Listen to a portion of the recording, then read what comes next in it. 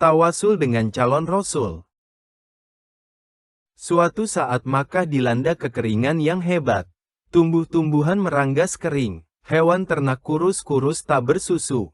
Sebagian orang mulai dilanda kelaparan. Maka, para pemuka Quraisy berkumpul dan berunding. Seorang di antara mereka berkata, "Mintalah pertolongan kepada Lata dan Uzza." Seseorang menimpali, "Tidak, mintalah perlindungan kepada Manat, dewa yang ketiga."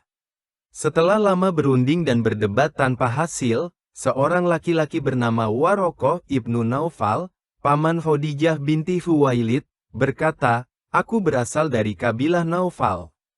Di antara kalian ada orang yang merupakan keturunan Ibrahim dan Ismail. Kusarankan, mintalah bantuan kepadanya." Orang-orang berkata, "Apakah yang kau maksud adalah Abu Thalib?" "Ya, mintalah bantuan kepadanya." Mereka menyetujui sarannya dan beranjak pergi menemui Abu Thalib yang baru saja keluar dari rumahnya mengenakan jubah kuning. Mereka berkata, "Hai Abu Thalib, lembah sudah mengering dan makhluk Allah dilanda dahaga. Bangunlah dan mohonkan hujan untuk kami."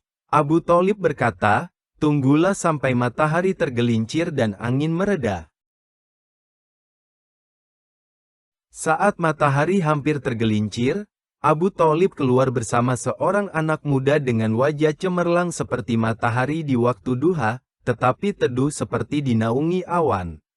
"Ialah Muhammad." Ia sandarkan punggungnya pada dinding Ka'bah.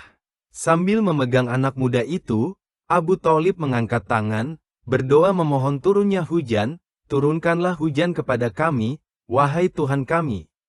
Kami bertawasul kepadamu dengan anak yang penuh berkah ini." Waktu itu langit bening seperti kaca. Tak ada awan. Setelah Abu Thalib berdoa, awan berhimpun. Datang bergulung-gulung dari pelbagai penjuru. Tak lama, suara halilintar menggelegar bersahutan, dan hujan pun mengguyur Makkah dan sekitarnya dengan sangat deras. Abu Thalib memuji anak muda itu, menyenandungkan puisinya yang terkenal, "Awan diharapkan turunkan hujan." Melalui wajahnya yang cemerlang, pelindung yatim, pelindung janda, kepadanya bernaung keluarga Hashim yang malang. Di sisinya mereka dapatkan kenikmatan dan kemuliaan.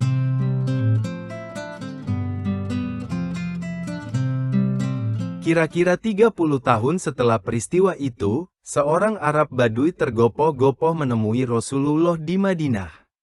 Ia berkata, "Wahai Rasulullah, kami datang menemuimu karena unta-unta kami tak lagi bisa melangkah dan bayi-bayi kami enggan menyusu." Kemudian, ia lantunkan syair, "Kami lihat dada perawan tampakkan uratnya, para ibu baru tak lagi menghiraukan bayinya." Dengan tangan menadah, pemuda datang merendah tubuhnya lunglai dan lemah. Mulutnya membisu dan pedar. "Di rumah-rumah kami tak tersisa lagi makanan. Selain hanzal dan bulir kasar bercampur bulu. Bagi kami, selain dirimu, tak ada lagi tempat berlari. Kemana lagi manusia pergi? Kecuali kepada sang utusan." Usai laki-laki itu menyampaikan keluhannya, Rasulullah berdiri, mengenakan sorbannya, dan naik ke mimbar.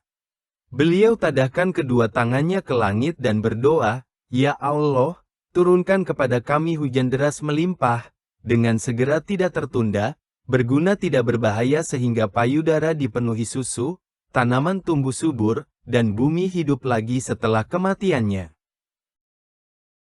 Anas radhiyallahu anhu yang meriwayatkan hadis ini berkata, "Demi Allah, tangan Rasulullah belum lagi turun, dan langit sudah mencurahkan hujannya.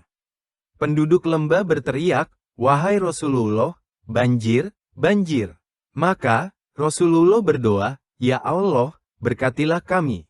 Jangan siksa kami.' Tiba-tiba awan berpencar ke berbagai arah, melingkari Madinah seperti mahkota. Rasulullah tertawa hingga tampak gusinya, dan berkata, 'Ya Allah, aku teringat lagi kepada Abu Thalib.